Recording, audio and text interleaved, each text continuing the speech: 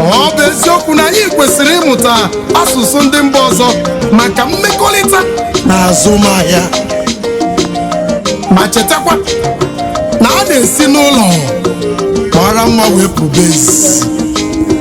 Ya mere ka anyị sụbakwa Igbo n'ihi na Igbo bụ asụsụ anyị.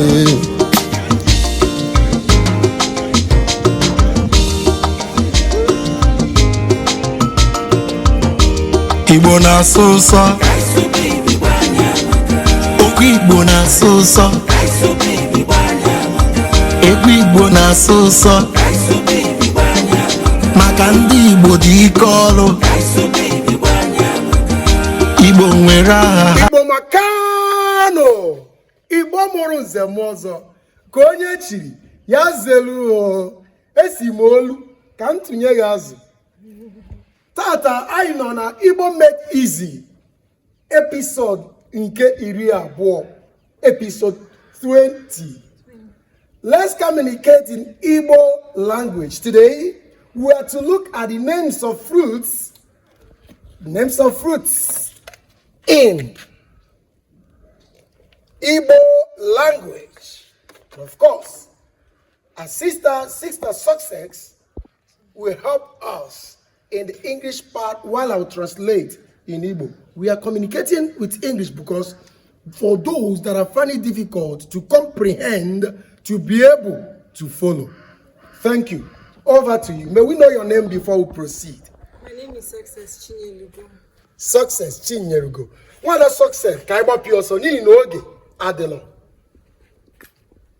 From number 1, we have orange. Orange. Oroma. Orange. Oroma. So we have African star apple or cherry. Odara. African star apple. Odara. 3, we have avocado. Ube beke or ube oyibo. Ube oyibo mob ube beke. Avocado. Ube oyibo or ube beke. 4, we have oil bean. Oba mokwanikpoya opaka, also known as oba or opaka. Oil bean. Oba mob opaka. 5, we have plantain. Ogede. Plantain. Ogede. 6, we have mango. Mangolo. Mango. Igbolization. Mangolo. 7, we have coconut. Aku beke. Coconut. Aku beke. 8, we have palm tree. Uku unku. Palm tree. Unku.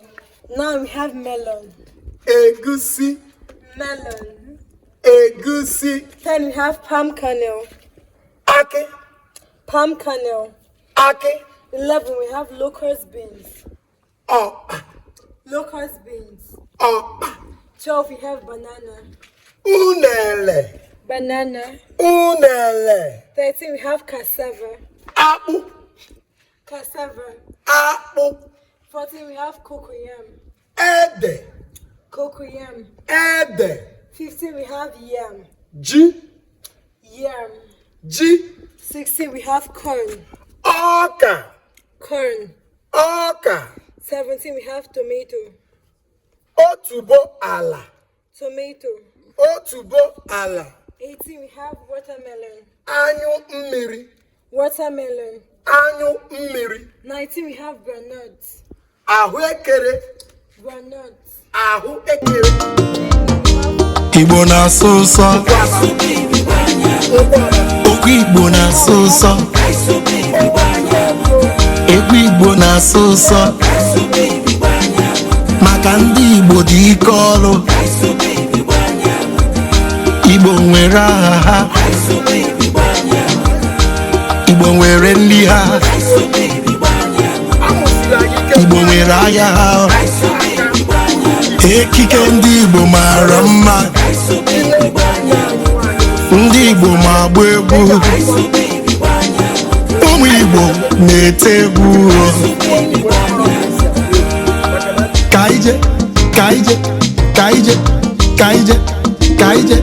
Ka ije n'ala Igbo.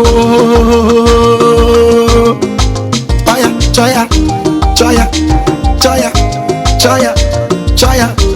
Ayo. Onye na-agba ife a?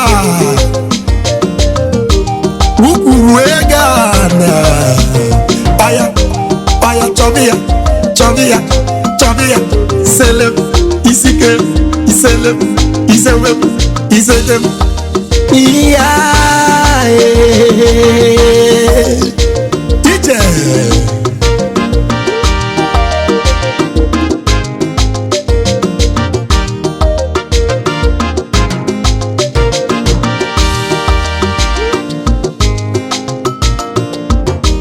Anyị na-agba mbọ, anyị na-agba mbọ, anyị na-agụ akwụkwọ.